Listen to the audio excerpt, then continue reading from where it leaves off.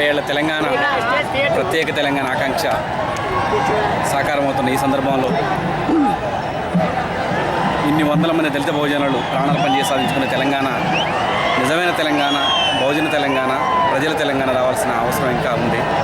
దానికోసం ఈ దేశంలో దళిత బహుజనులంతా సంఘటితంగా పోరాడి ఇవాళ సాధించిన తెలంగాణ కేవలం ఈ దేశంలో కొద్దిమంది పెట్టుబడిదారుల లక్ష్యాల అనుగుణంగా సాధించిందే. ఇంకా తెలంగాణలో ఈ రాజధాని మీద ఉన్న ఆంక్షల విషయంలో కానీ, ఉమ్మడి రాజధాని విషయంలో కానీ ఇంకా స్పష్టత రావాల్సిన అవసరం ఉంది. కాబట్టి దొరల తెలంగాణ కాకుండా ప్రజల తెలంగాణ సాధన కోసం ప్రజలంతా మరో తెలంగాణ పోరాటానికి సిద్ధం కావాల్సింది పిలుపునిస్తారు. అంటే ప్రధానంగా విద్యా ఉద్యోగ రంగంలో స్టాటస్ కో అంటే ఇప్పుడున్న యథాతథ స్థితి కొనసాగుతుందని చెప్తున్నారు.